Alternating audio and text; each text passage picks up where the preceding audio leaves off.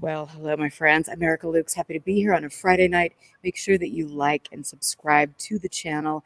Share it with everybody. I want to get the numbers up. I don't know. Maybe it's a little ego thing, but I want to thank all of you for listening and tuning in. I know that there are people that are here that are from different parts of the world. You're staying up late or you're getting up early, and I appreciate your dedication for doing that. You know, because you've been listening to my show for a long, long time, that over the years I have gone through many phases where I've been a true believer, and then I've learned certain things about specific groups of people, about ufology, about the history of the subject, and I've become much more adept at stepping over landmines, especially after the last one, which I just stepped right in, and we're still kind of shaking off from that. But you know that I am dedicated to the truth. And sometimes the truth isn't easy for people to try to understand. They don't even want to because we're in the ufology. Well, actually, I'm not anymore. Um, but I was in it. And I found that there were people that were willing to believe things, to cling on to things just for the sake of belief. And sometimes that can be a very dangerous thing if you're not willing to look at facts.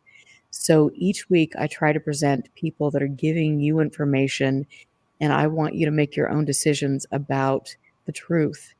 I am not going to be supporting, nor have I for quite some time, people that are on the UFO speaking circuit because I think most of them are absolutely full of garbage. And I will say that very plain, and I'm proud to say that. I used to joke that I was on the ufology B list, but I'm on the A list, and it has nothing to do with ufology. I'm about truth, and I will stand up to people who are corrupt, who are lying about situations, who are making money off of gullible people, and who don't have the backbone to actually stand up. And that's my friend calling, my best friend. She's trying to probably stop me from my opening monologue there. But anyway, I won't be a party to people who are jumping on conspiracy theories. And I wanted to say that and stress that because I feel that people think when you put ideas or thoughts together and bring information forward, they label that a conspiracy theory. In my case, I'm presenting you with facts. So you need to make up your mind whether you believe that or not.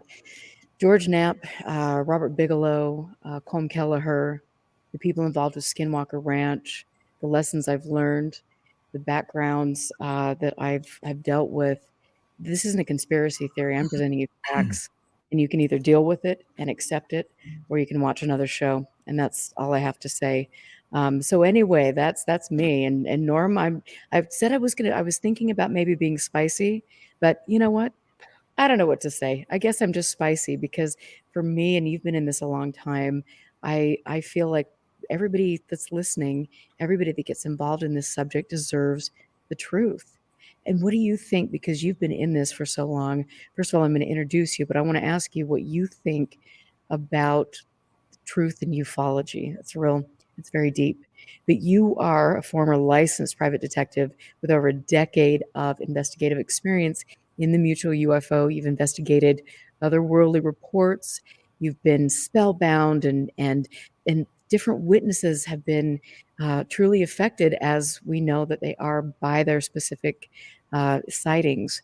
You have, over the course of 25 years, investigated haunted locations, unidentified aerial phenomena reports.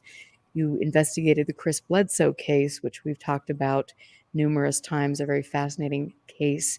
You have a government secret security clearance, and you're also employed for one of the largest defense and aerospace companies in the world. And so I have to say, I've always thought the world of you. You've got a brand new book, and it's beautiful. Para Urban Detective. So you should get that and check it out. You always post the most beautiful graphics. And I really am I'm just happy to have you here because you also, I want to say this, I think this is very cool. But when you were at MUFON, you worked with the Bigelow people. And so we're going to touch on that a little bit. But welcome to the show. Nice to have you here. And I hope your move is successful. And I want to ask you, just to start off, what do you think about the UFO community, and how has it been for you to try to find the truth? when you have to weed through all of the nonsense? Well, first, thank you for having me, Erica.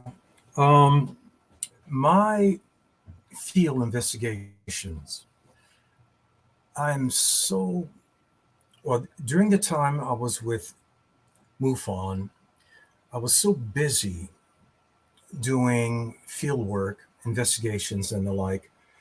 I really do not have the time to read these so many books out there coming out Right, almost on a right. monthly basis. So I don't read books that much. I do watch some TVs and shows related to UFOs and strange phenomena, unexplained programs. But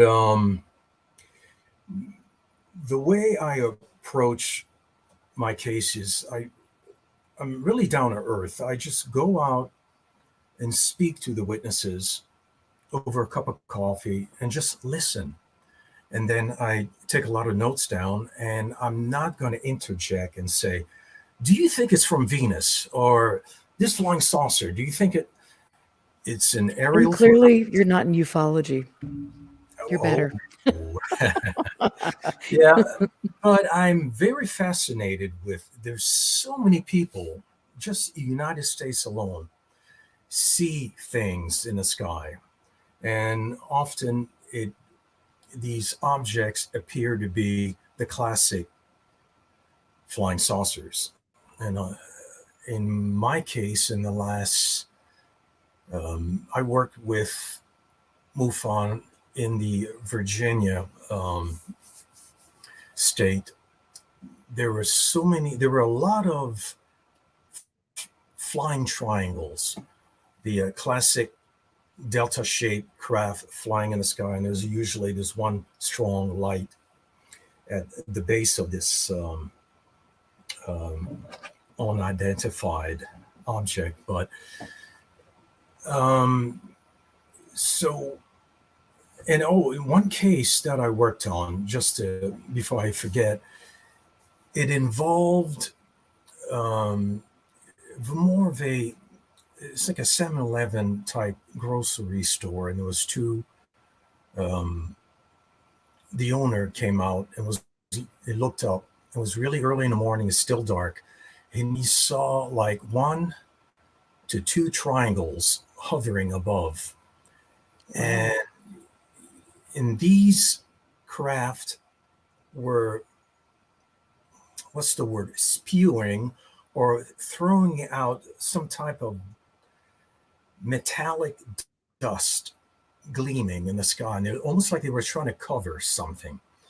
And one of the witnesses said that there was a capsule just hovering there, which matched the Tic Tac crafts that they were seeing a few years ago with that were chased by those F-18s. So, and in speaking of F-18s, there were some two. They listened and they heard 2 F-18s, United State Air Force jets flying towards the triangle and the Tic Tac, and all of a sudden, the, they stopped hovering. They almost like they knew the crafts were on an interception.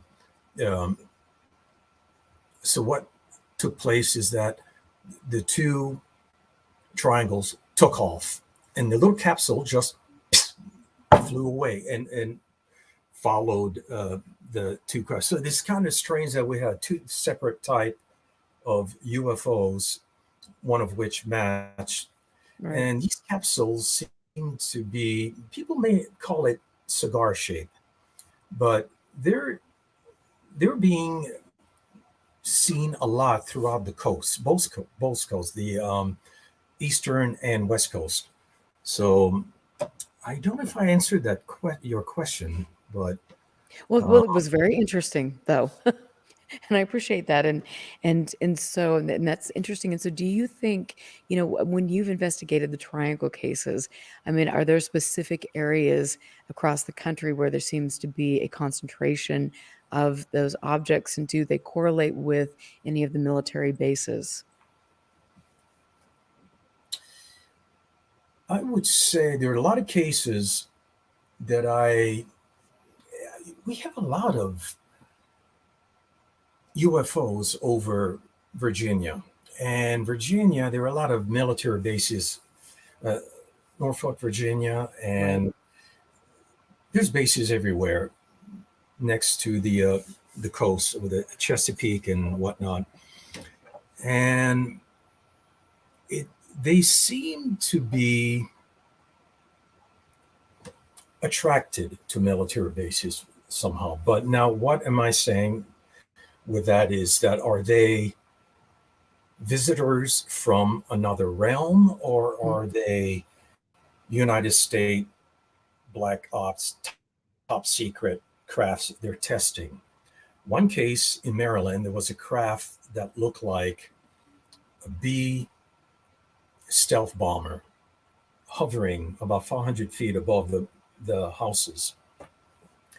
And they had no lights, but it made a sound like an energy electrical hum, and it vibrated. Um, well, the witness who contacted me said that the whole house was vibrating.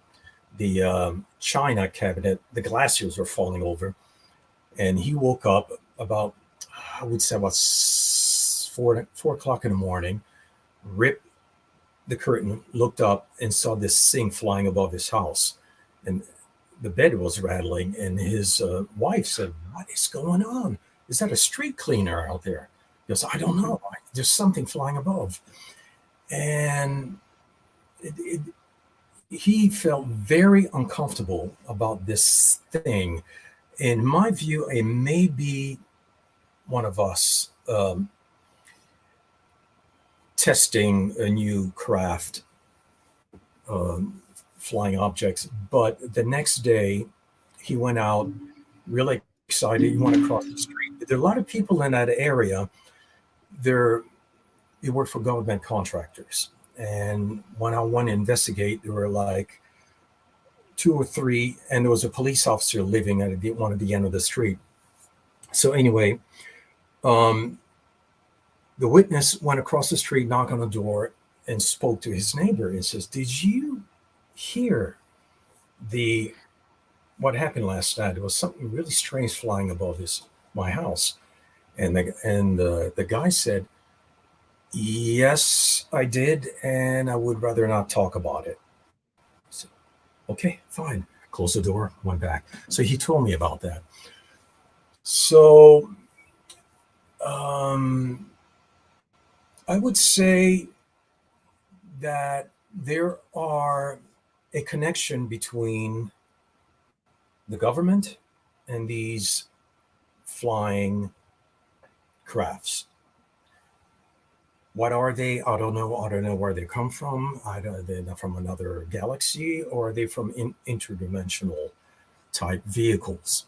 So that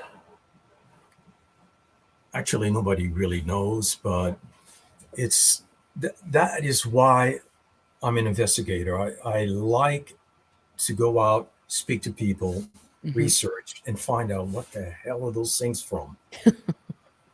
Well, it is absolutely fascinating to listen to people and to see their experiences. And I think the more I learn, the less I would say in an interview process, or I would completely change, what I would have done 10 years ago, with how I would interview witnesses now. And I think for me to see some of the, and I've got to ask you this, but to see some of the investigators, quote unquote, who are interviewing witnesses, they truly don't understand how to do that and how to make sure that you're not leading a witness, and more than that, how to make sure that you're not filling people full of ideas that are complete nonsense that can't be verified. And so, with your time in MUFON, and let's talk about that. So, you tell us about how you first got involved in the UFO subject, and then what led you specifically to join MUFON and become an investigator. Okay, stepping back. Oh my goodness. I think the whole I was always fascinated in strange visual um, well, let's step back even further. When I grew up, I grew up in Canada, in the province of Quebec. And my it's in my first chapter. My mom and I had a connection, often that she would think of something, or and then I would go and get it for her, like running down to the cabinet and give her a can of tomatoes. And she looks at me and says, "How did you know I needed that?" I says, "I just knew." And I guess you could say a psychic connection. And I'm not saying that I'm gifted in that area. It's just that I had a lot of psychic hiccups through my young life. And when we moved to the United States in the state of Maryland, I was really into watching TV shows. Well, there were not too many of them. There were sightings, and in the 90s, The X Files, which was one of my favorite TV series, but Ghost Hunters came about. But prior to that, I got involved in contacting the community ghost chasing groups. Then they were called ghost chasers. And I contacted one, Al Tias, his name, and it was the Metropolitan Ghost Hunters chasing something or another. I forgot the acronym of that, but and we talked. I joined his group as I guess, as an outsider. I just wanted to learn what's going on out there, and of course, living in Alexandria, Virginia, there's an area called Old Town Alexandria, and it is heavy into haunted establishments. I mean, it's been around since the 1800s or even the 1700s. Sorry. Um, so I investigated with his team, and I was taking photographs. I had a digital camera and a 35 millimeter camera, and I seemed to capture a lot of strange, I don't want to say ghost, but entity on film. And I've caught one on the staircase. Seemed like everybody's catching these ghosts on staircase. And I caught one. There's a restaurant in Old Town called the Fish Market, and we were given permission to investigate. And I was randomly taking pictures with the disposable 35 millimeter camera, as another guy was doing the EVPs on the other end. And I caught something on film. It was almost like a silhouette of a glowing red figure. And I And so didn't is see this it this is the photo that you sent, right? exactly. I called Okay, it. let me show this. There it is. Now, one good thing about this photograph is that I have the negative. And when I took the film to have it processed, the technician behind the counter said, um, I asked him, well, what is that red thing? I know someone is going to say it's a bleeding or Hmm, hmm. a reflection of the camera. And he said, look, what you caught there is on the negative. And I don't see anything bleeding. It wasn't a camera. It wasn't a reflection. So whatever you caught there is on that one frame. So, and it's, I don't know what it is, but I think I told him I was doing ghost hunt because it could be something not of this world. And he smiled and gave me my film and took off. So that is one of my favorite photographs I captured. Wow. And And so, and I have to ask you, because, you're mentioning 35 millimeter, what are the differences between, some of the things that you could get on 35 millimeter and now with the new way that we photograph things, and 35 millimeters gone the wayside, what are some of the common mistakes that people make, assuming they're seeing a UFO or some sort of spiritual being, and it's actually just a result of the camera? I noticed that a lot of photographs I was asked to look at, people will take photograph through their front door glass Hmm. window, and they see this like strange craft flying above, and usually they say it wasn't there when I took the photo. And I look at it and he goes, did you take this photograph through glass? He goes, yeah. And I think that's your living room light reflection. No, it's not. Look at it. And he goes, oh, you're right.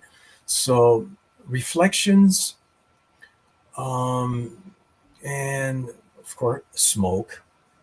People smoking, or they take photographs during cold weather, and you have the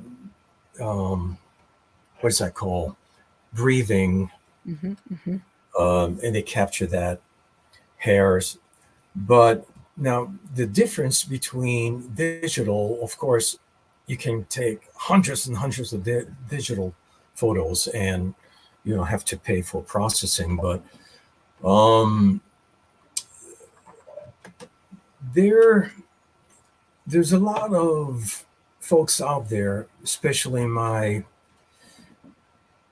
cases. I've done over 180 cases with MUFON, and folks would fake their photographs. They play around with lights, spotlights, play around with reflections, Hmm. and then they send it in, and and they take one of those spotlights you plug into the cigarette lighter, and they move around like that, and then all they have to do is look frame per frame, and you could see the light and the six LEDs.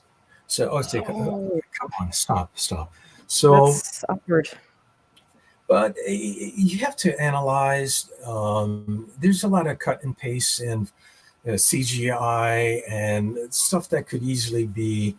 They just take you through the Photoshop, zoom in. I say, okay, you could see the digital pixel and all of that has been altered, and they want a little. There were 5 minutes fame, but I'm usually that's what I do. I check everything and make sure that they're tell the truth. Now, often they add too much information into their, I guess, report or telephone interview. So, and when there's too much information, okay, this alien came on. They had a purple suit, red polka dots, and his eyes were blinking orange, and he had two. Okay, enough. So, but stepping back real quick, when I joined MUFON because I needed to get involved more into the investigation field, and I went in, and almost within months, they took uh, the manual, real thick manual, read it, passed the exam. But having a background as a private investigator in the state of Virginia, I knew the basics of interviewing and how to ask questions and all of that. So I jumped right in and went out, and I think I did pretty good out there. But the best thing you could do as a field investigator is just sit down and listen to what they're saying, take notes, and then you can always go back and say, you said this occurred in winter. Was it during January or was it during the fall? And you can go back instead of, do you think do you think it was winter? And you can just interject, jump in, and what do you think it was? Just some type of alien? You got to be careful. Right, I prefer to absolutely. use entity. Okay, go ahead. I'm sorry. No, no, no, and I think that's great, and thank you, and I just have to ask you because Phil Leach is in the chat room, and he wants me to ask you how much for the Ecto One. How much? How much was it? This is a die cast. I don't remember. I think it was a gift, and Wow. but I think now they have a much better version of that. And I would say this is die cast vehicles like that. It's about, I would say about $90, and you can open up the doors and the steering wheel works and all. Phil, how are you? Phil, if you want to, call in the show, if you want to join us in the show, I'm just going to copy this to the clipboard. So if anybody wants to come in and join us, you're more than welcome.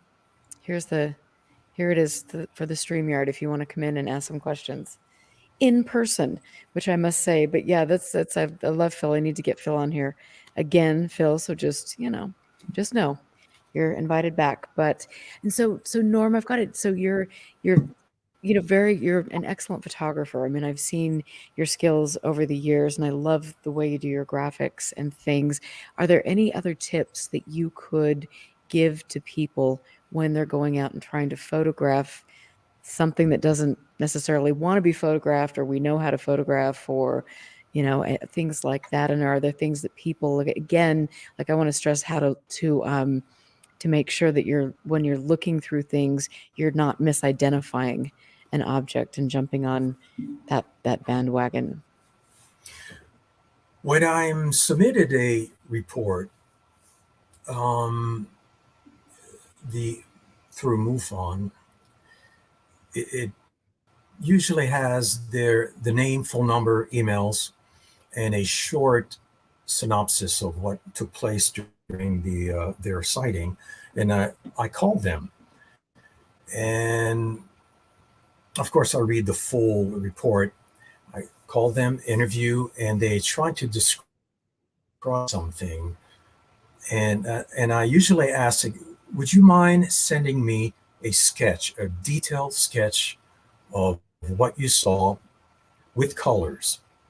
And they send it to me, and when at the end, after writing my report, I would consider myself as a graphic artist. I like to take the sketch and convert it into a nice graphic for the report. So people like to see, well, colors, something nice like that. Hmm. So that's how but I don't make things up. I don't just throw in lights and some type of creature in the background and a flying serpent or anything like that. But it, it, I follow what was given to me, and I added more of a professional design to it. So, and as for the photographs I take, I just have an eye of taking photos, and a lot of photos, like I captured something that I didn't know was on film until I developed it. And a lot of people captured orbs as well, but those often enough it's reflection.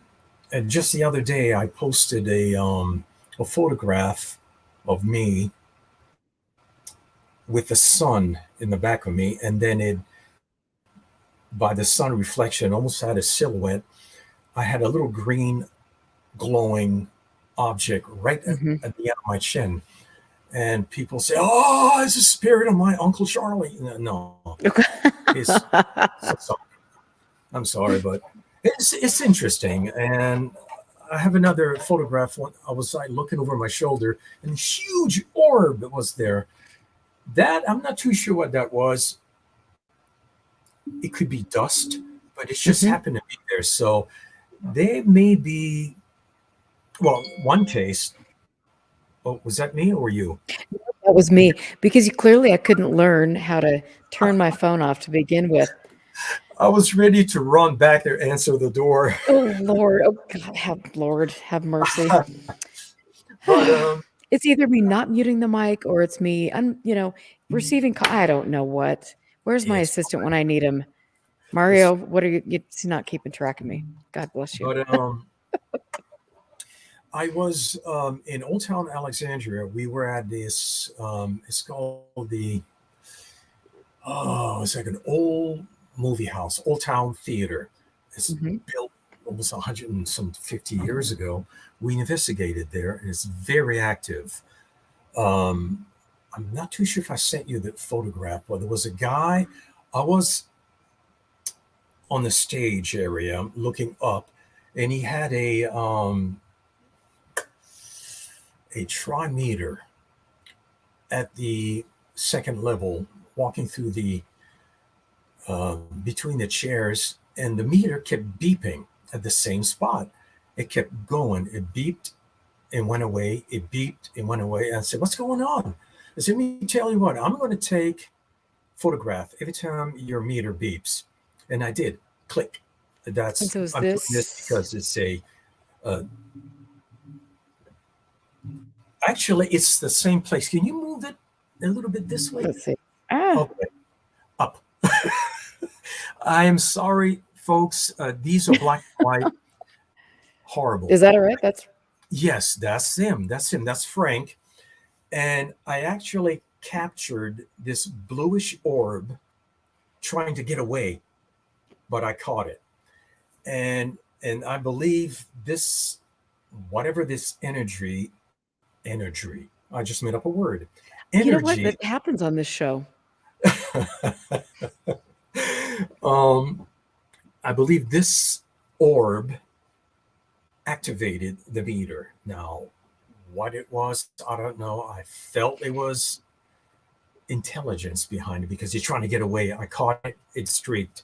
The other photograph that you showed, I was right on the stage and I was randomly taking 35 millimeter photos. And after I developed, it just like, whoa, what is this? It's almost like a hand trying to grab and, but, and it was a flesh color, translucent. And I don't know what it was, but I, one thing about ghost hunting is you just have to be careful what you do out there.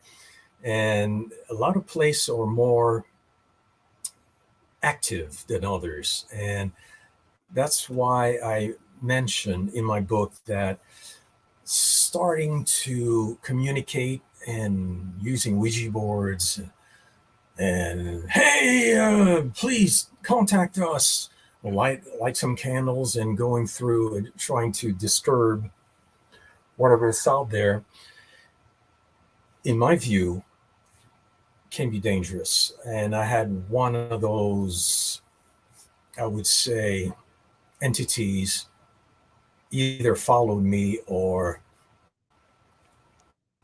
entered me, or it's so it's. And I I would want to, say it I followed. want to talk about that. But I have to address some of the comments in chat. Sure, sure.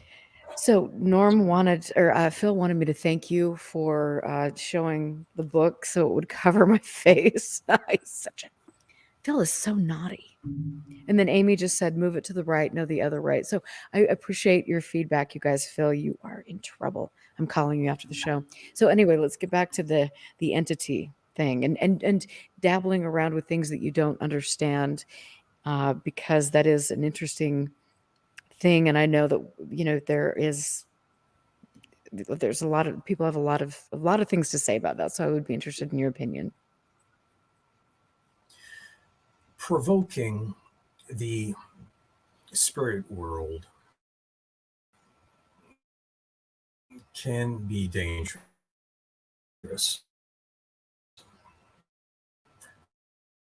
What I'm saying, and trying to say, can you make a knock? They knock. Okay, I want more. Can you knock this over? Can you enter me?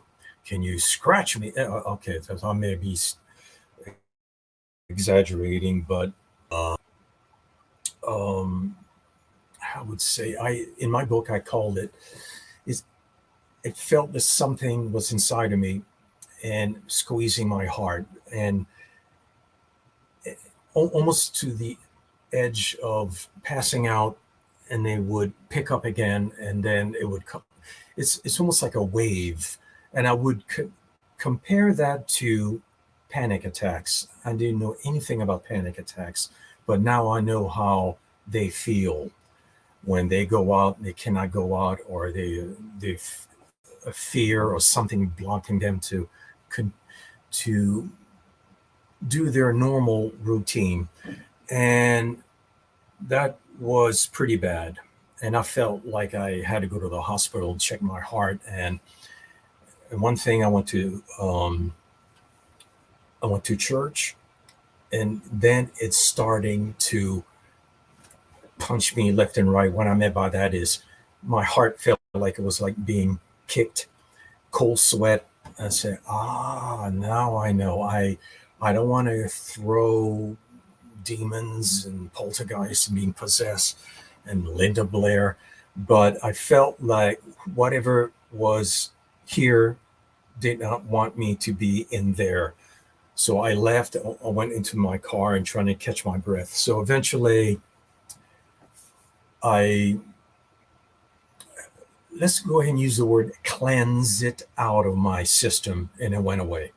So that is my way of telling folks out there who wants to dabble into contacting the unknown world, especially when you go out to graveyards. I don't know why people want to go there, but you'll get a lot of result on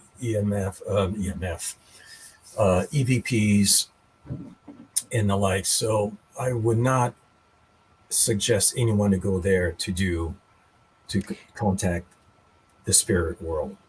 So it can be dangerous, and I would compare that to the COVID-19. Is that the virus is out there. Some people catch them, they get the full strength.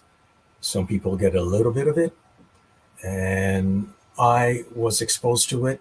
Nothing happened to me. Thank you for my immune system. I did get my vaccine. And some people got it and they died from it. So it's a spiritual Russian roulette. Just be careful when you go out and trying to contact the spirits, because I think that could one day something will bite you. Okay, that's enough of that. Um, And so let me ask you, when you were in that initial, you had that initial experience, where specifically were you again? And was there anything in the environment that could have accounted for that type of feeling that you experienced? well, I think it may have. I went to um, a mansion. It's a winery, LaGrange Winery Hmm. in Haymarket, Virginia. And I think it is very active in there, very active. And we're talking about doors opening and closing, and the door is locked. Hearing the door closing, heavy footsteps, chairs moving. And I think I may have picked up something Hmm. in that house. It remained with me. Now, what was the launch or activated this thing is strangely enough, I was at a MUFON meeting, and whoever goes there, usually the whole room full of, oh, we have people chasing Bigfoot, uh, ufologists, we got professors, scientists, and the people into I would say the occults. They're usually sitting in the back, and I was enjoying a nice meal, and all of a sudden my heart went, something squeezed it, and I went, oh, almost like bent over. So, and then it came back again. The blood rushed, and I felt the little tingling sensation, and Hmm. I said, "Oh, what's going on here? Am I having a heart attack?" So anyway, it came, it went away. That's just something. So to answer your question, I don't know what happened, what caused it, and I have a feeling whatever was inside should not be there. So I got rid of it my own way. And it did not I may get some people angry. It did not involve sage candles or throwing smoke in my face. That, the spiritual world is much more powerful, and there's nothing on this earth you can do by throwing holy water, smoke, or potpourri, lighting a candle. It takes much more than that, in my view. So, um, Well, it is, and I mean, I've had different experiences in my life, and I loved the paranormal, and I've been to many different places, including Ireland, which we'll have to talk about. Barry Fitzgerald, oh yeah, because what a great guy. I really, really like him, and I would love to get him on the show. I would love to go to Ireland if he's still over there. But I mean, there is so much that we don't fully understand, and you do start playing around with things, and I would say sometimes you could attract things. And then you also have some of the what's taking place at Skinwalker Ranch, where they're now claiming that things are following you home, and I believe that that is yeah. kind of a I, manufactured, I saw you. I know. I was like, just I don't know what to do because this guy is like two inches away from like probably knocking over a lot of things, and so we'll just kind of see how this works out for us here. I love cats, so Well, that's good. I've got the cat here, two dogs over here. The other cat's hiding, and so we're just it's going to be an interesting night. I think the animals are restless tonight, but so this is Mufasa. So he's my little rescue baby. He's actually not little. He's probably twice as big as my dogs, but wow. that's okay. He's a cutie. He's a love. But yeah, thank you for just acknowledging my cat. I appreciate that. That's good. And So you, Ireland, you're talking about yeah, Ireland? yep. So Okay. I've always been fascinated with Ireland. And when I was teaching, I had to go certify a group of students over in England. Mm, There were people from different countries over there, and I went to get them to pass a test in their Pilates certification. And so I told my girlfriends to come over with me, and then I planned a little haunted Irish adventure. And so we stayed at Kennedy Castle and we went to Leap Castle and just worked our way down Ireland and had the most amazing adventure. I didn't see anything paranormal, but the stories I have are just legendary. And there's something so magical about Ireland for me. And I know that that's kind of an untapped area, and people really don't talk about things that are going on there. And so tell us about Barry Fitzgerald. oh my goodness. Barry, the ghost chasing team that I was with, I would say back in 2006, and the lead asked me, said, "Hey Norm, how would you like to go to Ireland?" I said, "Yeah." So we had a team of 6 people, two of which were police officers. We packed our bags and went to Ireland. And that adventure, its expedition, is actually in my book as well. And we met Barry waiting at uh, I forgot which airport now.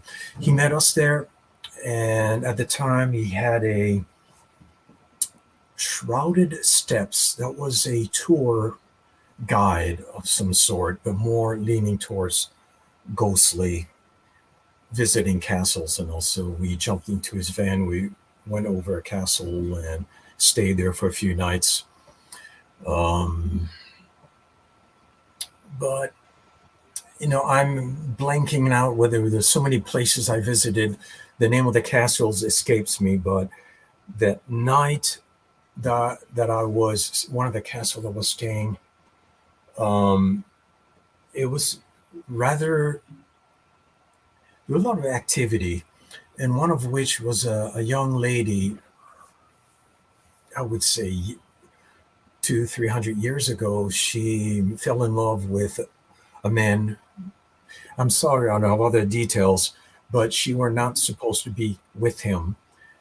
The father found out that they got separated and broke her heart, and she locked herself into the tower. And eventually, with a lack of food and water, she just died.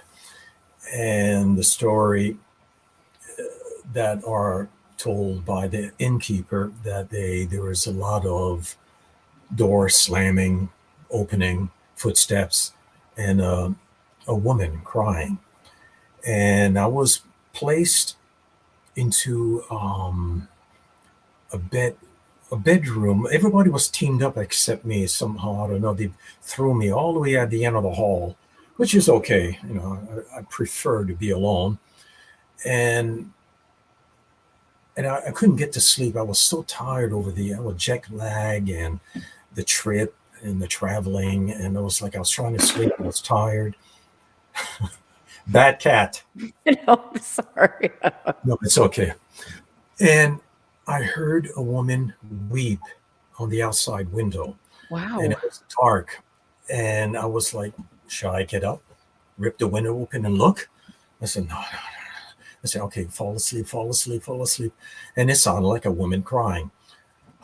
So I decided to, somehow I fell asleep finally, but was a bit a little on the spooky side. But anyway, going back to, and the next morning, Barry enjoying this huge, beautiful table full of food. And he was in the opposite end of the table, and he was telling us about the history of the castle and where we're going to be visiting, and telling us what took place in certain areas about ghosts and other tales of historical Irish and all of that. So Barry at the time was very friendly, and I could he easy to talk with. And we went outside one day, and well, actually, it was at night, and we looked up and we saw bats flying around the castle. And I said, "Are those bats?" He goes, "Yeah." I said, "Wow." And he's very the history in Ireland is different. They totally have their own way of doing things, and they have a thick dialect. And it took me a while to get used of listening to him, but I finally caught on. But Barry is the one to be with, to show you around that whole beautiful island. He knows so much about the history and what's going on there and the background.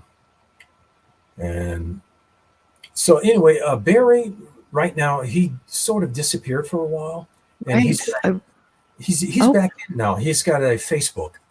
oh, cool. Okay. That's So good. I always really enjoyed following his work, and he would, I mean, just talk about the different types of light phenomena that he was investigating and looking into in Ireland. And I just thought to myself, okay, that sounds good. Ireland, light phenomena, I'm totally down. That sounds great. And he was just a fun person to communicate with. So that's really amazing that you had the experience to go to such a beautiful place and then have these different experiences and learn about the folklore and all of that. That's really, I mean, to me, that's like the best part of all of this is, just having those wonderful experiences, whether you find something anomalous or not. there, the not really. I'm trying to. We did go to Lep Castle. A lot of people like to say Leap, but I think it's Lep, right? So you met Sean Ryan. I the thing about Sean is that we were scheduled to show up at a certain time. I think it was during daylight, and we sort of got involved with other sites, and we showed up like 3 hours late. It was dark. We Uh-oh. drove through the darkened gates, and it was drizzling. And he ran outside and knocked on the door, and it echoed. And apparently, we missed our tour. I guess you can Mm-hmm. say we were Mm-hmm. supposed to stay there for a few hours, but no one answered. But we did remain behind and walk around the castle, took some EVPs and um, a lot of photographs. But I was told that this is one of the most active castle in Ireland, but I missed that. But stepping back, what you were saying about anomaly, they weren't too. We didn't catch anything actually. We're so into walking around the castle, taking photographs. Oh, wait a minute, we did actually. Oh, what is the name of the castle? I'm not prepared. It was one of the last castle we stayed 2 nights. Uh, okay. The first castle we stayed in, um, we we were in the living room,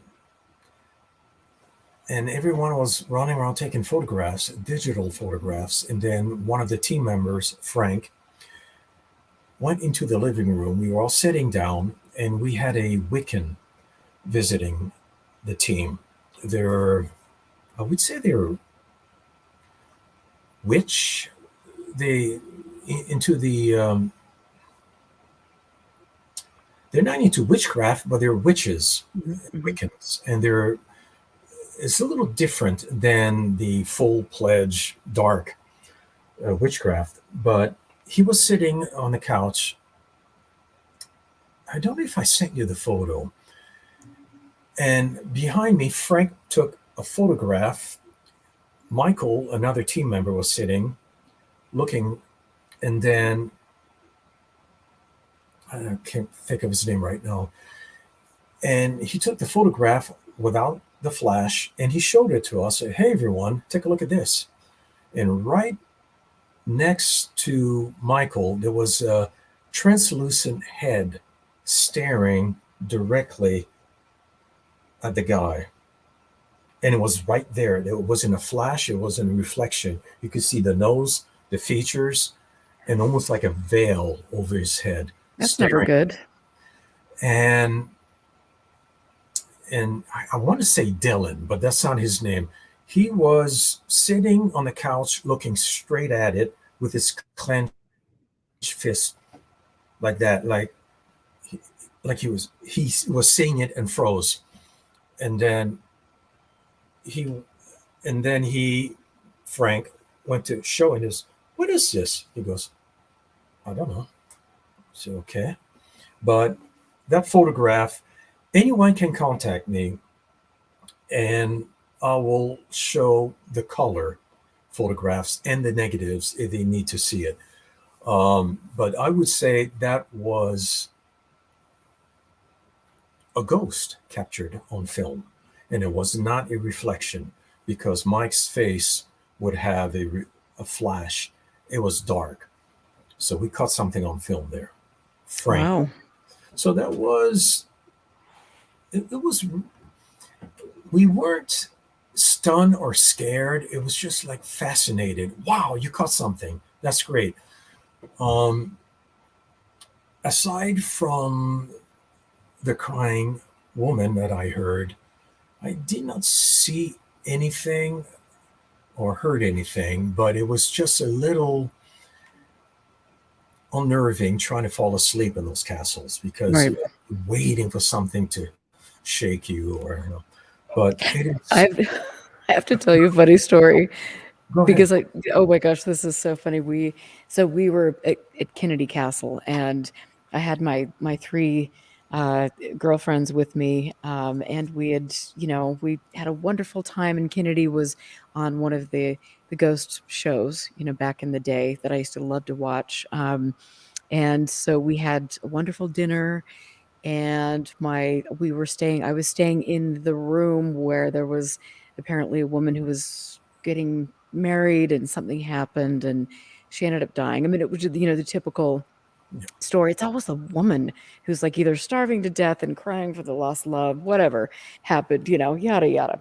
I think there's a theme here going on, but I whatever. So anyway, we had this beautiful room. My girlfriend and I were going to stay in a room, and then my other two friends were staying in another room, and there was this creepy little statue, and it just was creepy. There's really nothing else. And I know, you're obviously hearing the stories, you're primed, ready to go. And I ended up staying up until maybe 4 in the morning, having Irish whiskey with the castle owner, and talking about the show, and talking about different things, and how tourism could be affected by the telling of some of these ghost stories and things. And it was just a fascinating conversation. But then I went back to our bedroom, and my girlfriend was not there, and I just kept looking at this creepy little statue, and I'm like, "Oh my god." So I have to turn it around, and I'm like, "This isn't working for me." And I just sat there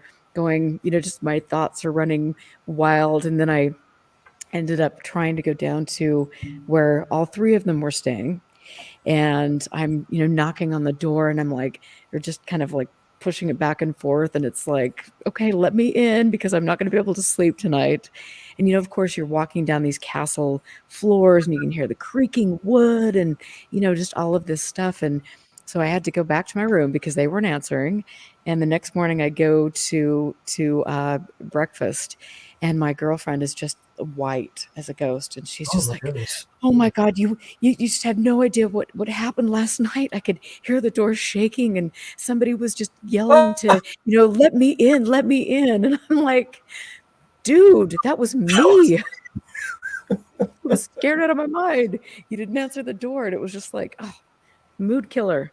That was it was one of those stories, though, that I just look back on, and I just think, God, it was like a perfect storm. It was so hysterical, and we still get a good laugh about that story. But thank you for letting me share. That was fun. Sure.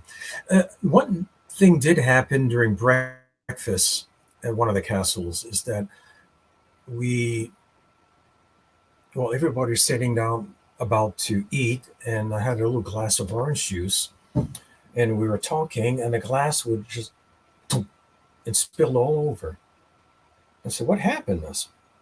I have no idea. It just tipped over. So everybody looked at me, made fun of me because I tiptoed and said, "No, I didn't even touch it."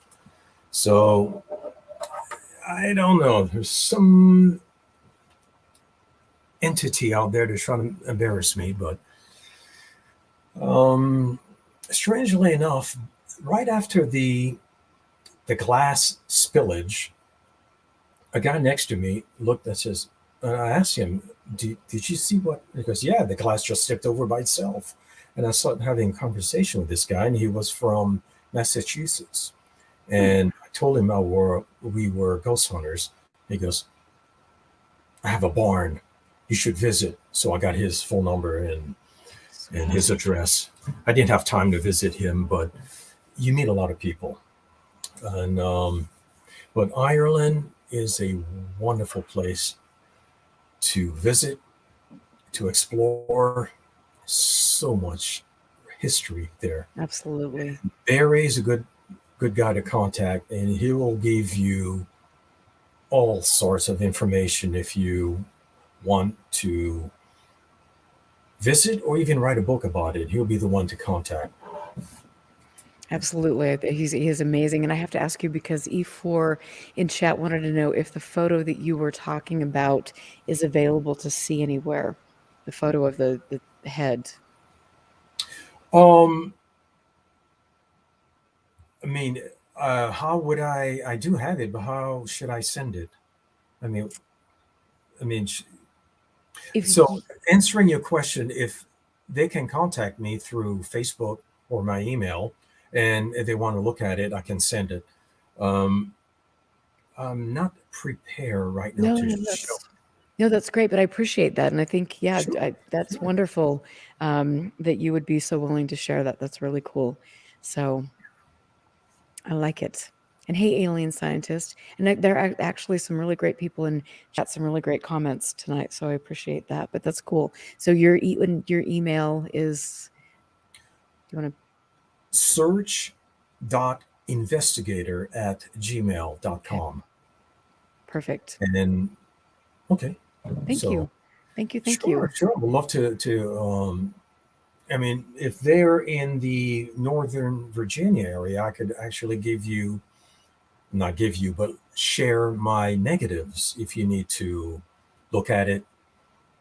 I can make more photos or just inspect my. But I believe I did capture something on film, and I would assume that the negative would be pretty good evidence or proof that I did catch something and it's not light leak or anything like that. So, Thank you. And sure. that says a lot about you and your character that you're willing to let people, have access to that and willing to that's cool. Because a lot of times you don't see that in this subject.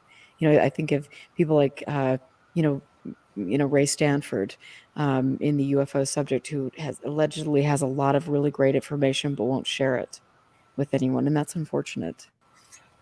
That's Ray for you. I don't know him personally, but he's he's would not be the one to share because during this time he may be a lot of paranoia, not trusting people, and his being older, having someone knock on the door goes, "Hey, can you show me everything here?" And he'll say, "Get the hell out of here!" Right?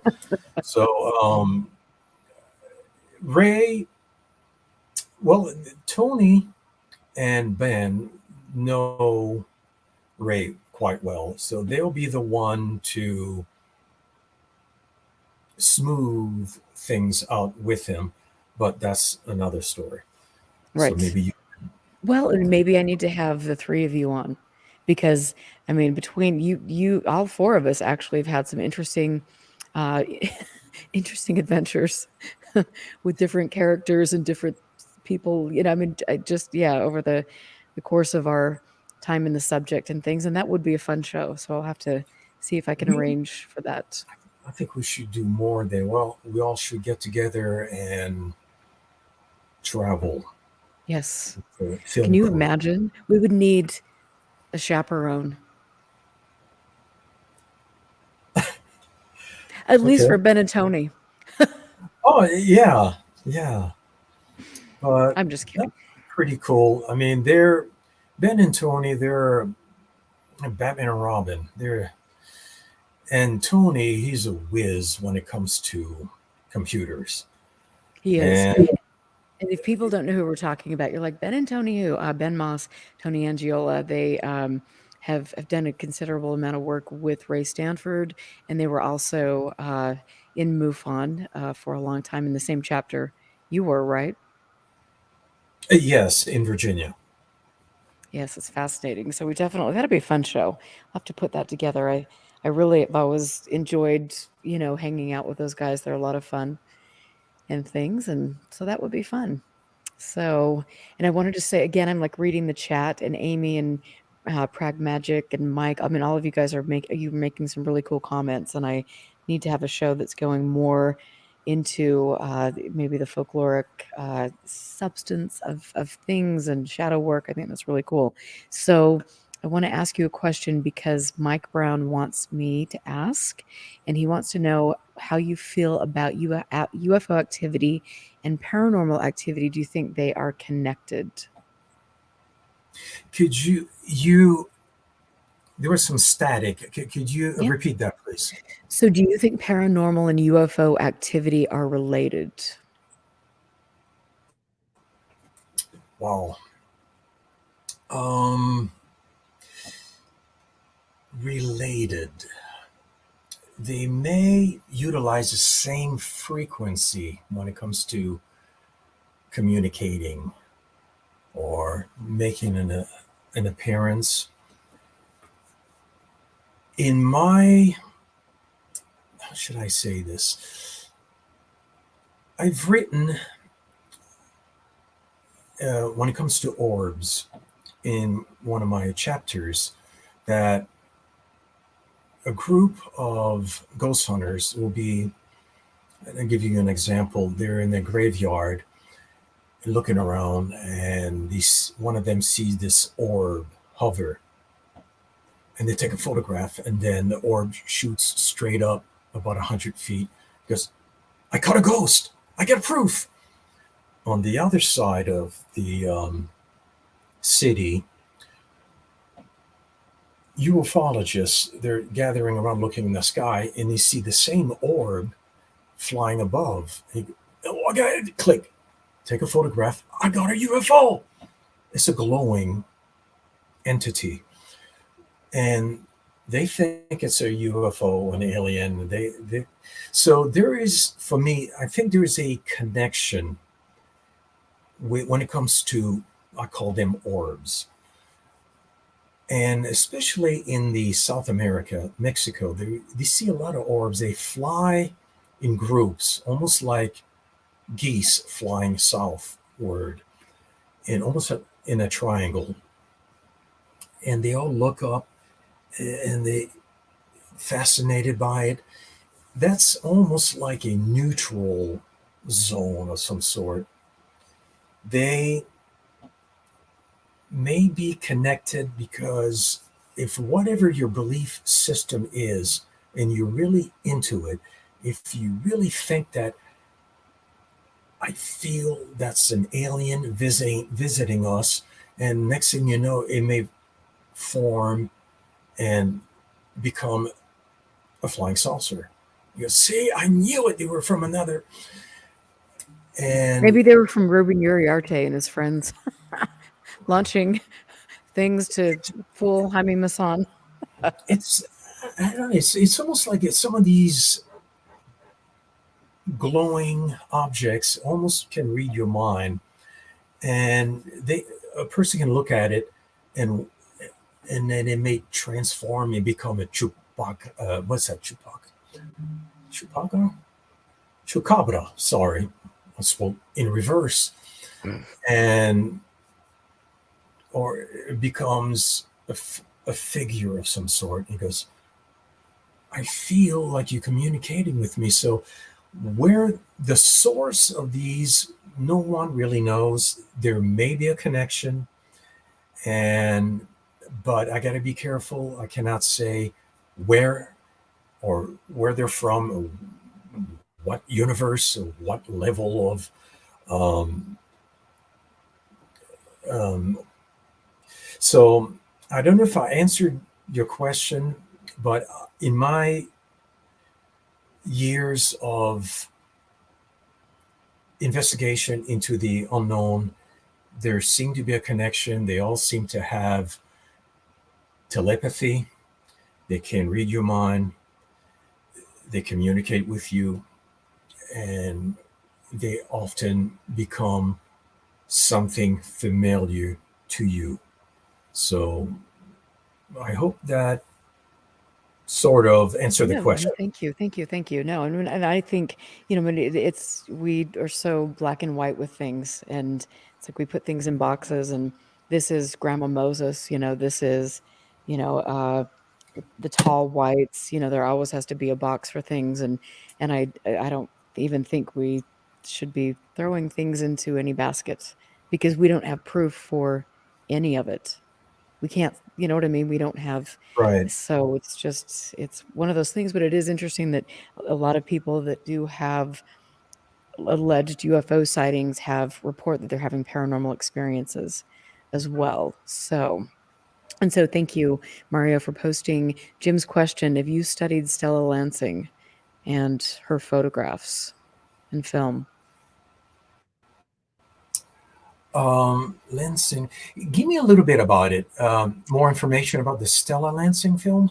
So, I mean, Stella Lansing was a very interesting woman. She photographed and filmed some very unusual things in her lifetime, and so I have a little bit of information here with Anne Ruffle, and I can put that forward. But that's I guess the answer would be no to Stella Lansing. But we'll talk. I mean, just fascinating woman, and lots Um, of the like I said before, I my work is focused on the investigation in my reports. I don't read too much outside work from other people, and I know there's a lot of people out there that see things.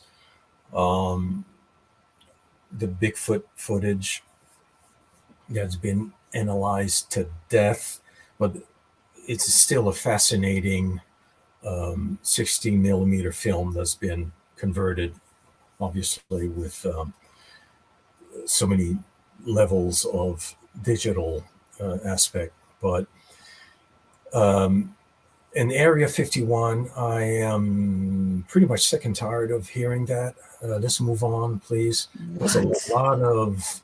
All right, I want to talk about Area 51 right now. Oh, okay.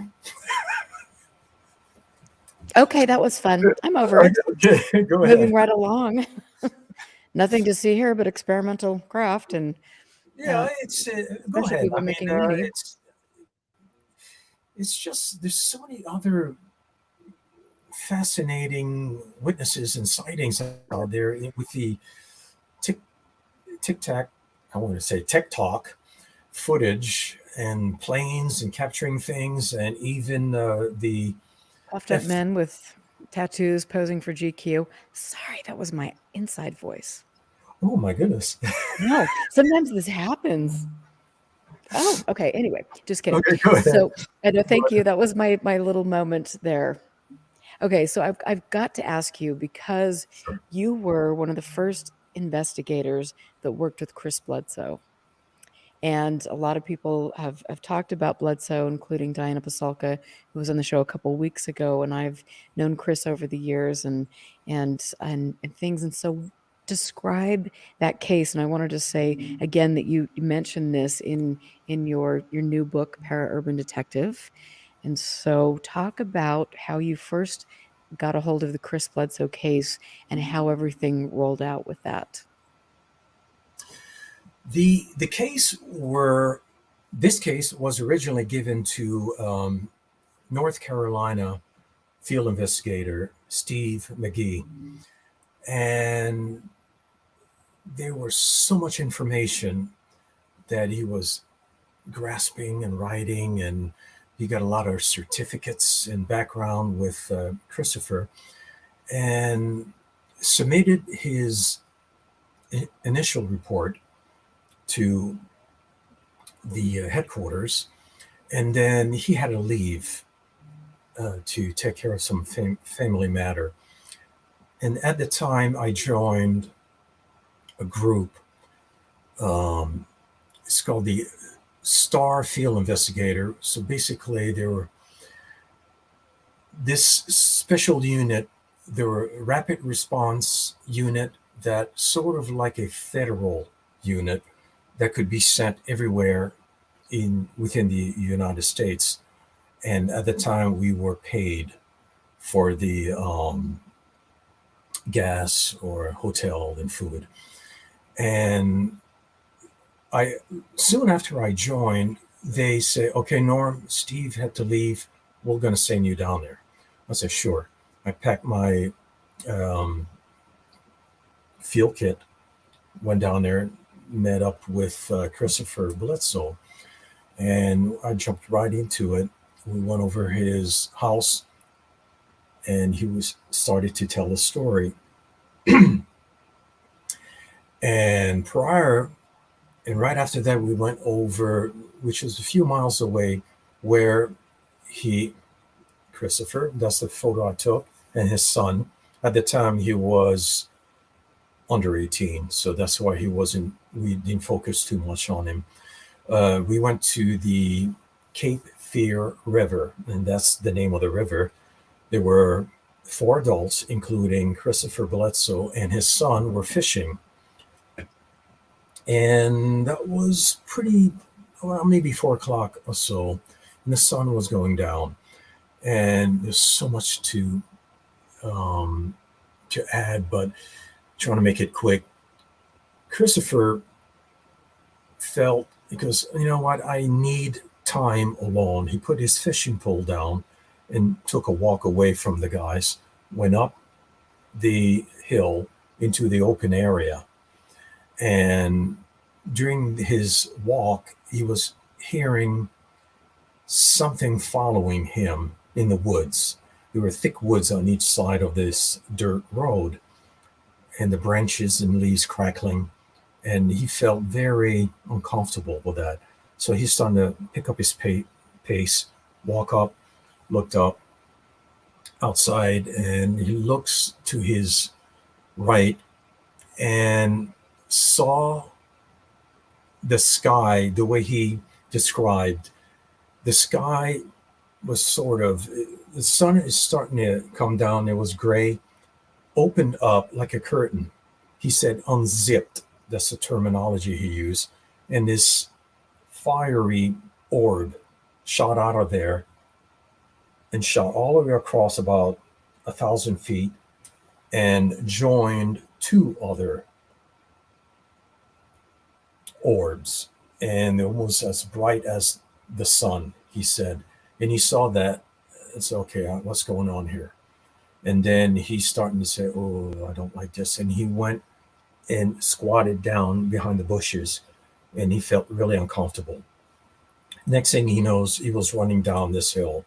It was totally dark, and he had to be careful to not trip over the branches and whatnot. And he joined the guys. So his son was involved as well, but I'm going to have to skip because I know the show is short. His son was also left the team of fishermen, went into the woods to look for deers. He got tired, and all of a sudden, that's during this time when Christopher was on top of the hill, was about a quarter of a mile away. He was in the bushes looking around, and what he saw red lights moving between the trees about 3 feet off the ground. He said, what the heck is that? And all of a sudden, these red lights took form of an entity.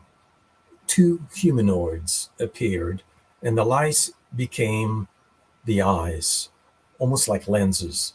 And they were about 3 feet high, looking around an open area. And there was a fire pit there, a trash can full of bottles. And he saw that, and he didn't know what it was. It was like, he called them creatures, and they were looking around.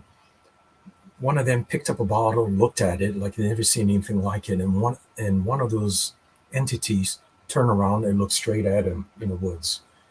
They knew they were there. He was like froze. Next thing you know, I'm skipping a lot. Christopher came down, talked to the guy, said, I just saw something crazy out there. Saw some lights. He goes, what are you talking about? I just left 10 minutes. He goes, Chris, you left about 2 to 3 hours. You were gone. We were looking for you. And then he goes, where's my son? He took off. He panicked, ran after him, screaming his name. And he ran out of the bushes. He was frozen. He was scared, stiff. He joined. He goes, Dad, where are you? And they're going back and forth. They went down to pick up their fishing poles. And all of a sudden, they all saw 3 orbs, lights moving in the sky. And then they started to, okay, enough of this. They jumped into the truck, ran out of there. They drove out of there, almost crashing. There's so much, but I'm going to finish this with, ultimately, he drove his friends at their homes, and these things, they're still flying above. And some people, while they were driving back home, saw they were parked on the side of the road, looking up, pointing. So there, a lot of people were seeing lights. he went back into his home, Christopher and his son, and ultimately, there's so much more information that viewers out there need to see or pick up the book. And there's a lot of YouTube footage, of video on Christopher talking about his experience. So Christopher heard his dogs barking outside. They were staying inside of a, I don't want to say cage, but they were hunting dogs, screaming, barking like crazy. And he went out, and then his other dog that he more or less stayed at home inside of the house took off into the woods. There's an open area of his yard, and there's like woods, a lot of thick woods, brushes, and whatnot. Dog Rose took chase. He saw something out there. His hair in the back of the dog, like he was freaking out. He took chase, and Christopher decided to walk around. It was dark, to try to meet him at the other end, at the end of his yard. And then when Chris walked into this open area, saw this glowing entity standing right there. It was stiff, red eyes, staring straight at him. It was about 4 foot tall. And he goes, "Oh, yeah, you've got me. I give up." So, and all of a sudden, Rose, his dog, jumped over the bushes and landed right in front, in between him and the entity. And the entity disappeared. And he went and looked around. The dog was like still rattled. And so I said, "Okay, I've seen enough." He went back into his house. He decided not to say anything to his son, because his son was already filled with fear. And Christopher went inside of his house, locked all the doors. His son was like, "Put the windows down, turn on the lights." He goes, "What's going on, Dad?" He goes, "I don't know.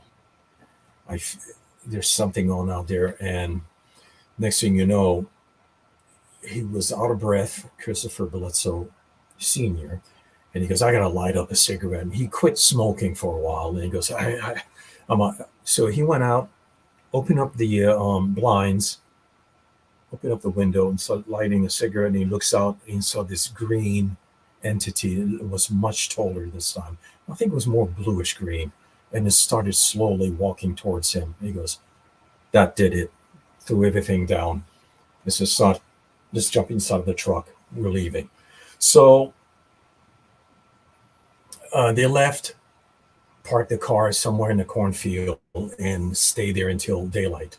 The sun rose. So during my investigation, when I spoke to him, this piece of information that I asked one question. He goes, "Now, Christopher, you said that you left for maybe 20 minutes, and everyone said that you were gone for 3 hours. So what happened?" And every time he was trying to, you probably could see with the photograph, he was trying to recall what took place, and he was almost like had a splitting headache. He was like doing this.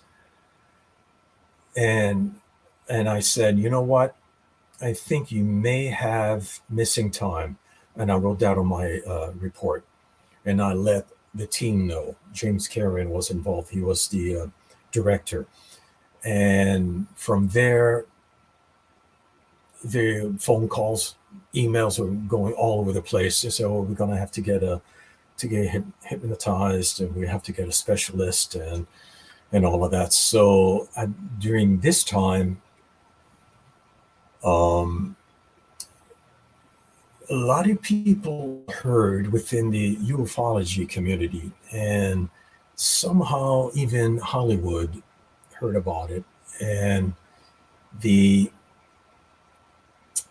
production company came in and said, "We would like to ask you, MUFON, So we need some stories for this new TV series. And the first thing that popped in my mind, I said, what about Christopher if he wants? And one thing about Christopher, his case, he waited almost a year after his encounter. So it's not something, a lot of people say he may have fabricated all of that, but Well, it gives you there's an ample amount of time to rehearse what you're going to say. that could be. But the thing is, when he told the story to me, and he said that my wife and I almost didn't make it, and he had tears in his eyes. So he, and every time I heard his story, it didn't change. So as a field investigator, I had to write down everything it was that was told to me exactly the way it was told to me, Hmm. the where, how, when, time, and all of that.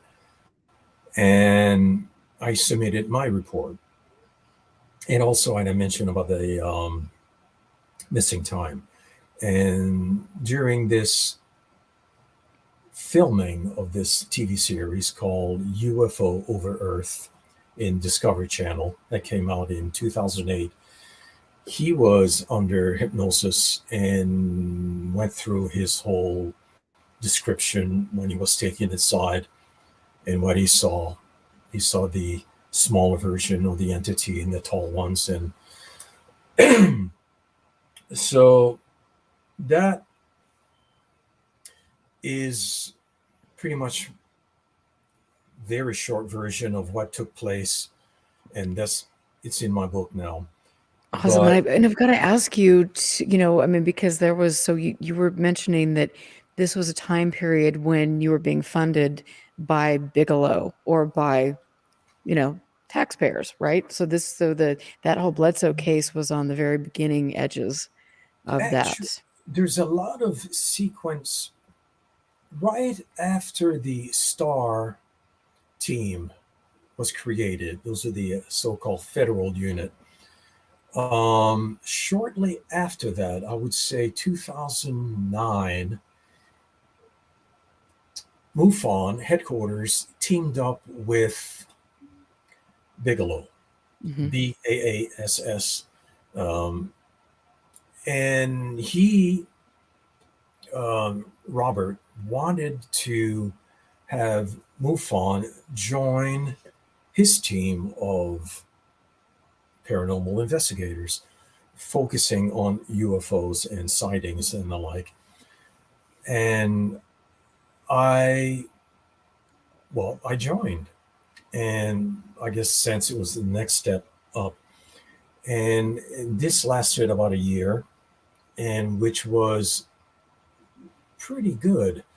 The team lead, Richard Lang, took the lead on this, and he's the one who was submitting the cases Hmm. within Virginia, and I was giving three cases, and these are the high strangeness, um, C close encounters, and second and third, and I was giving three cases, one of which was a case I mentioned of the guy in Maryland seeing this delta wing hovering, rattling houses, and I had another one um, involving two men that saw almost like miniaturized delta shape drones.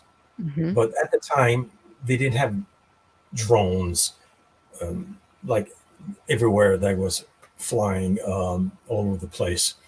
And these three drones were like almost like playing. So it's not anything like this, right? No, that is the one in Maryland. That's the one Okay. that scared the heebie-jeebies out of this guy, and he was a um, chemical engineer, Hmm. and that scared him. Um, but it looked like triangles the size of they mentioned it was the size of a car, and they were about 200 feet above ground, and they were flying in, chasing each other and going up and down. And it was right where the path of Dulles Airport, which doesn't make any sense. The government is not going to fly their drones there, and these commercial drone toys that's out there right now, they weren't out yet during that time. So that was the second case. Now the third case was really interesting. Was in Virginia, and the two witnesses saw something translucent, glowing green. And if you can ever imagine when you look through a microscope at a amoeba or paramecium moving around into whatever liquid they're in, imagine having this tiny microbe type thing about 200 feet in the sky, but much, much larger, glowing, and was at a 45-degree angle, descending slowly. It was strobing, and almost like bioluminescent creatures that's deep into the ocean that makes all sorts of light. It was like a communicating, but they never seen anything like it. And a lot of people pulled over and saw. And I investigated that. There was the third case. That Bigelow was involved with then? Bigelow, and which was great. Per diem, hotel, everything was paid. Now, it's not like they threw a whole stack of cash on us. They gave us a Walmart card, and they put a little bit of money in it. We went over wherever we need to be, get a Motel 6, the cheap food, shelter, gas, and then we talk. So that was really great for any field investigators out there that were involved into the Bigelow program. And that was great. But that only lasted about a year. So they pulled the plug on that. And there's much more information on that. I think James, that you mentioned, you interviewed him at one point, James Carrion. Yes, yeah, yep. He gave you much more details on what took place there.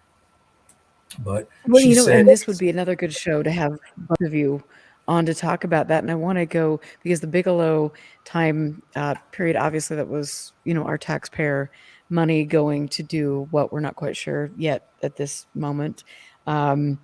But I want to ask you, go back to the Chris Bledsoe case with regard to the polygraph, because there are differing stories about what specifically took place. And Chris says that the polygraph was something that was kind of forced down his throat, but wasn't he the one that initially asked for the polygraph to be done?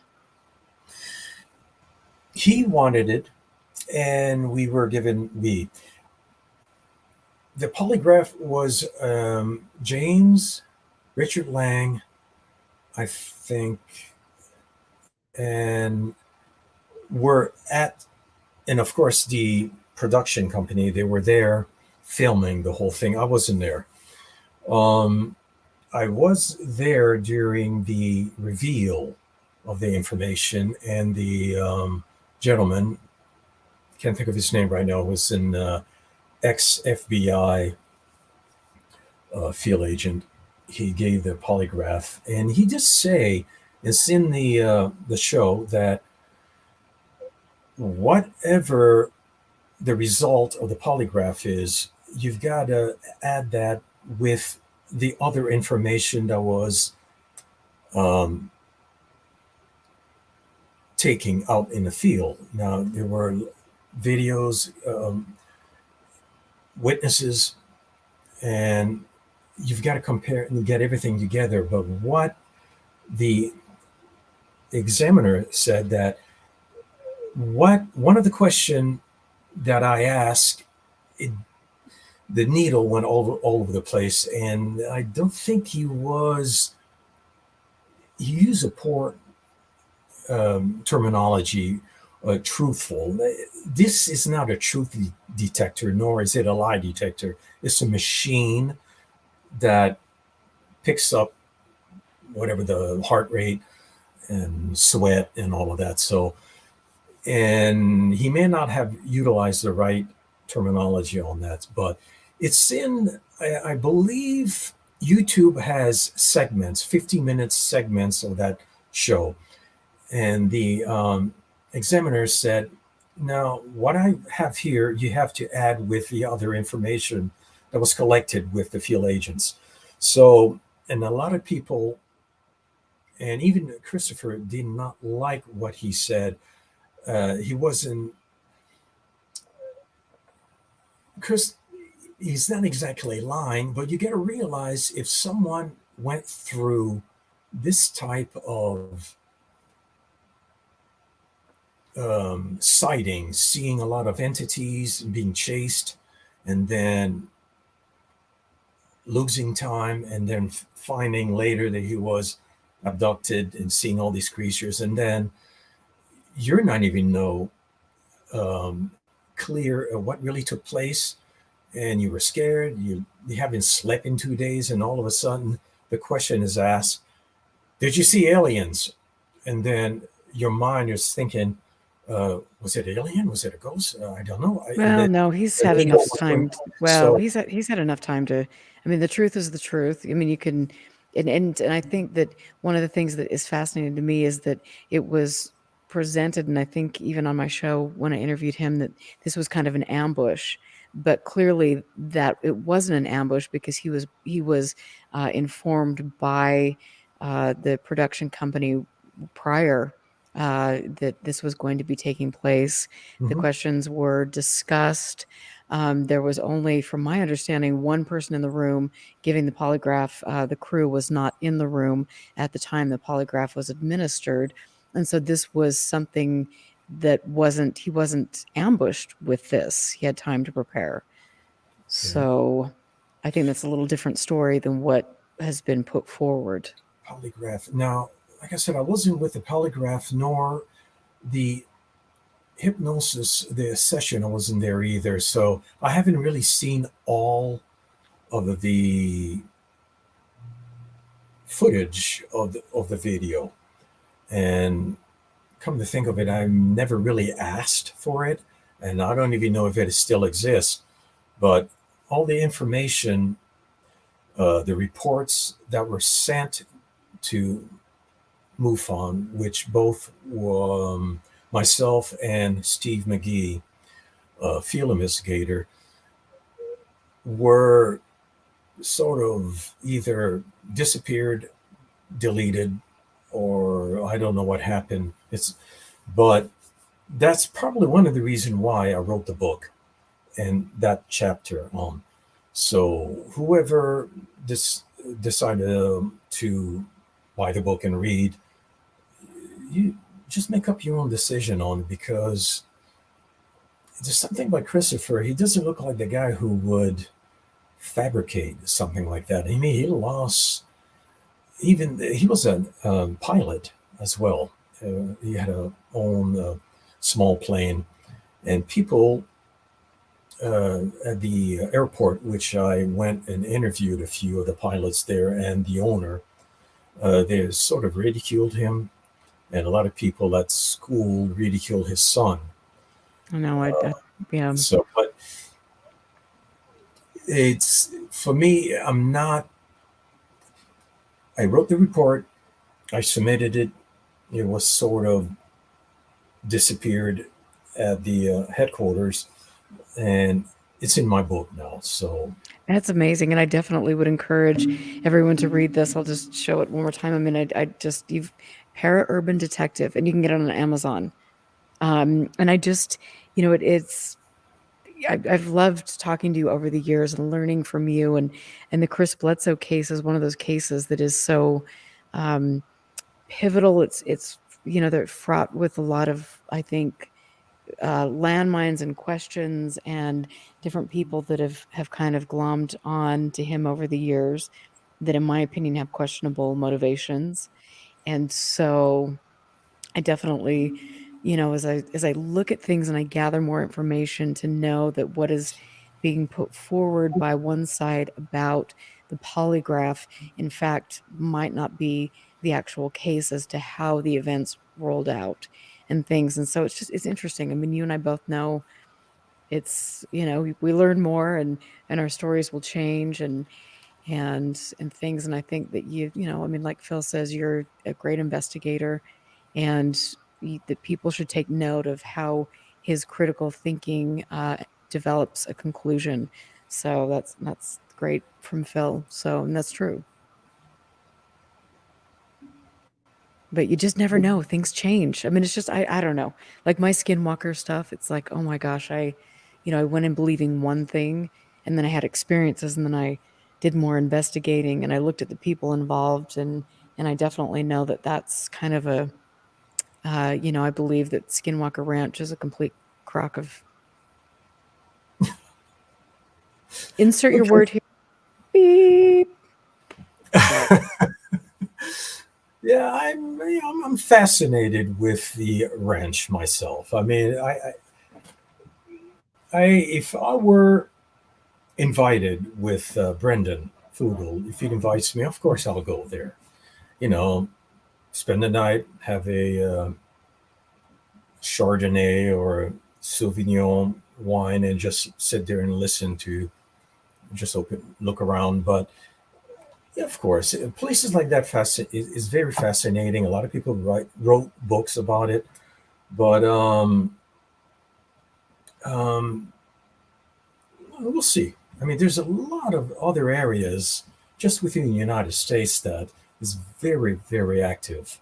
That's something I would love to take part in depth investigation with a team of expertise with right. equipment, And that's I mean, all and that. that's what's so much fun. It's like get a group of people together, go do an investigation at a place that isn't being marketed to death, and there aren't a handful of people making money spinning narratives. It's just like, gosh, go out and go explore. And I love that. I mean, in my new little intro for the show, which I'm working on.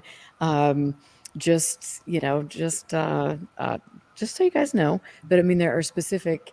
All of that is stuff that I have taken over the years, and there's one scene there of Ted Rowe where we are going out to this Arizona site, doing some field research, a very active site where people like Erling Strand, Massimo Teodoranti, Michael Persinger, people like that have been and done field research. And so that photo of him, Ted in the clouds, and everything, that was a place where we went and had really wonderful time investigating things and doing research. And I love that. And like you said, there's so many other places like that in the country where we should be focusing on. And sometimes we get so caught up with all this, I mean, the TV shows, the books, the skinwalkers at the Pentagon, horrible cover. I mean, just people, promoting myths, and that doesn't help us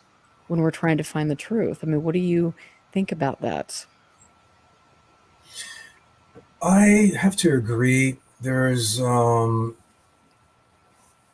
of shows out there, especially in the ghost hunt. Usually during Halloween season, they would invite everyone to go to this some state prison, and it's gonna be filmed live, and we're gonna have a popcorn machine on the right and cotton candy on the left, and then we're gonna have clowns and jugglers, and it's too much, too much, and it takes Um, but again, there's a lot of good investigators out there that I haven't liked to meet. Right. But I am not seeking to join clubs.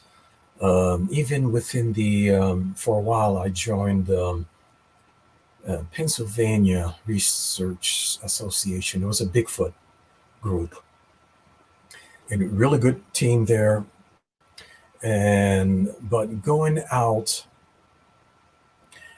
First of all, it's a long drive, and going out into the woods at night and taking a stick and banging a tree trunk for a few hours and just waiting to something to bang back. Uh, it's not my idea of research. Um, so there is so much there is so much very expensive equipment out there that I like to get, or even having a production company to provide that equipment with a serious team of investigators. I would mind having from throughout the world. Heck, there's a lot of strange things that occurs in Ireland, South America, to even Canada. This is my home stomping ground. Um, there's things out there that needs to be seriously investigated without the circus act and the fans and people going there just to have a good time and having snacks and trying to get scared and, hey, look what I caught on film. So that's enough of that. We need some Right. serious people out there. I know, and I mean, and that's the thing. It's like I mean, I'm guilty of doing the same thing. I mean, I've spent, I mean, years of my life investigating a specific place or different things, and I just I feel that we deserve better information than that, and I definitely feel that we can find it and we can engage this intelligently without having all the clown show, the sideshow, and that should be done, and that should be something, because all of us are, I think that we're here because we believe or we feel there's something that is worthy of pursuit. And so how do you weed through all of the garbage and then get to something that is really phenomenal and not have it associated with people who are simply just trying to make money or distract us away from something that's genuine. And I think that's, for me, that's very important, and that's why I do this every night, every Friday night, because I believe in it. I think it's fascinating. So, And you have a great collections of vintage books, magazine, papers. mhm, So mhm. that is very important as well, to have all that information in one place. So Absolutely, that's it's so great. Great. fascinating. I love it. I love it. I love it. And so I've got a question from Chad Cowan, who wants to know, has the topic challenged your religious views? I know from having had conversations with Junior Hicks and Frank Salisbury here in Utah, both very religious men, very proud to be LDS, that when they discovered things, or as they went through this process, their religious beliefs were challenged at times. How has that affected you? I my how should I say, my wife keeps me under control because sometimes I get carried away, and she said, just be careful. She tolerates what I do when I go out there and conduct these investigations. So, being religious, I was brought up as a Christian, yes. Am I religious? I would say not. I've been pushed into customs. You got to follow this, and then you got to do this and this and this, and then take the Bible and hit you in the head. Enough of that. During my 20s, I sort of walked away from the church. And then people trying to push me into the spiritual. I says, that's a little too weird for me. So, saying the Bible itself does give you information about, just be careful. There's certain areas you have to avoid. And if you dabble too into it, you'll get bitten, burn, or whatever. And, so I'm familiar with that, and that's when we spoke earlier about having this thing fooling around with my heart, chest. And that's why I had to leave and then focus on the good book. Hmm. And that, for me, helped. It got rid of it. Now, you've got to be careful when you go out and start communicating, provoking. It goes, I command you to speak to me right now. And then you may just get pushed on the ground. And that's a few people that I know got hurt. But I'm not going to mention names or talk about that. So, religious, I know there's a fascination about it. And in the books, when I say books with an S, the Bible is basically a whole bunch of series of different books. I call that a tome, collection of writings, ancient writings. It's not written by Christians and people trying to force you. It's written by ancient people. And then that's how the Christianity came about and moved on and followed the teachings of this book. But there's a lot of material in there that tells you, you should be careful. And yes, they do mention demonic entities and being possessed. And sometimes things do occur in our history.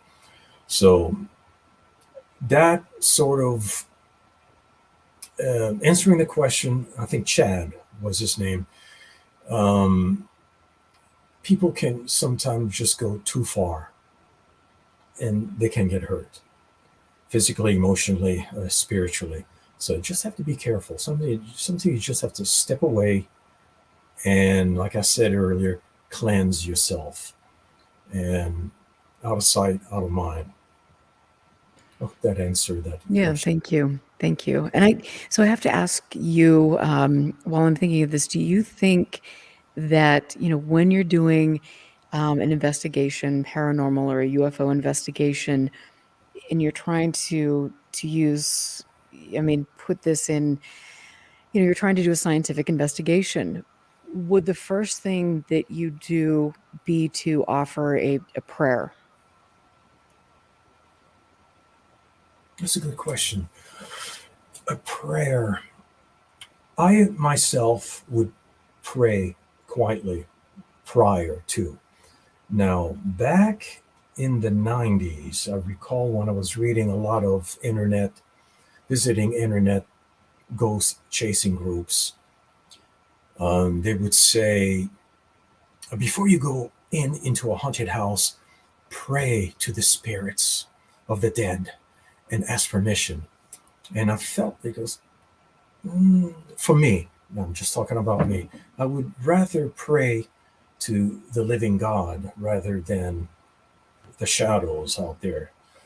And I know they meant well, so they won't get hurt during these investigations. So, and things change throughout the years. Now the chasers became hunters, and even a lot of sites right now too, they tell folks that just trying to avoid Ouija boards, and people love that. Not because it's a toy, because in my view it works, and it teases people into delving into deeper into the unknown and having a communication. And then next thing you know, you may see a spark, a flash. And then you may eventually, if you continue into that path, someone taps you on the shoulder, or you start hearing voices or crackling behind your ears. And then things may get worse and worse. But so be aware. If you're familiar with the Bible, the books. Um, you should know that dangers are out there, shadows, the dark side exist, and I believe in that. Just look at the people today. We got evil and good. They're constantly fighting, just trying to have a peaceful march, and all hell breaks loose. So people are always fighting against. Of course, the media is not helping, but there is also the invisible world out there that they're going through pretty much the same thing. And you, Erica, you were raised as a within the Christianity, and I'm sure you're familiar with all of that, what's going on out there. So you just have to be careful. And I'm doing it not to get the thrill, but is to trying to get, hopefully,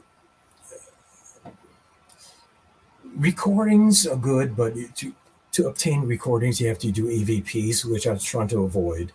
But sometimes you just put a electronic um, recording device and just leave it there. Leave it here and there and everywhere in the garage, in the attic, basement, and you will pick up something. But um, I just someone just walked next to me and it just threw me off. But just be careful out there. There's a science. I like to have more equipment to be developed, more scientific equipment so we can capture. Now, the reason why I want to capture something on recording is to prove there is something on the other side. Open up the curtains. There's something hiding there. Proof. Now, not to say, hey, these are ghosts from falling from past lives. These are entities from planet Zircon, or stop putting labels. Right. These phenomenon or apparitions exist. I believe in that. Where are they from?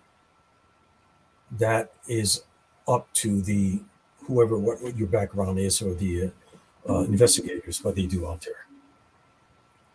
Thank you. I think that's Sure. great. And there's so many other things that I mean, I want to have you back. I want to have you back with James. I want to have you back with Ben and Tony.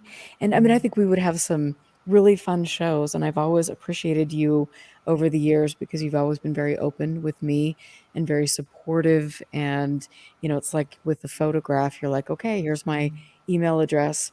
Here you go. If you're in the area, I'll share the negatives with you. I appreciate that about you. That's a really, really great way to be, and more people should be like that. I think it's really you have always fascinated me. So thank you for being my friend and for sharing things tonight. I appreciate it, and best of luck on your book.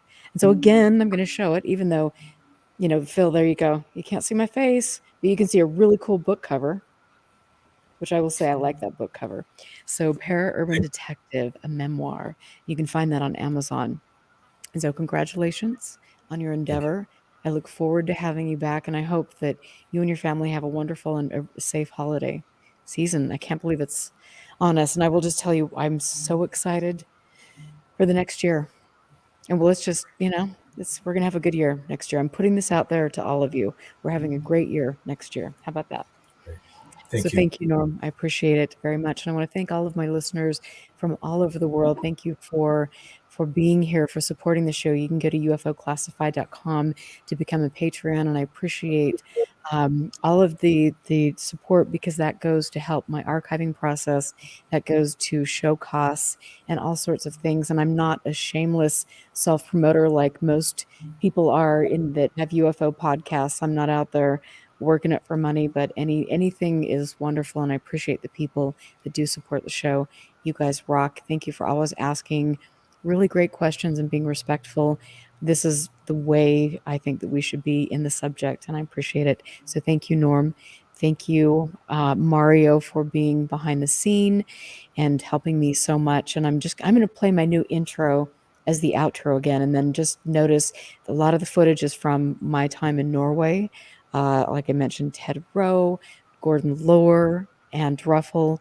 So watch that. I'll keep working on it. You guys have a wonderful night, and we will catch you next week. Thanks, Norm. Thank you. Thank you, everyone. Absolutely.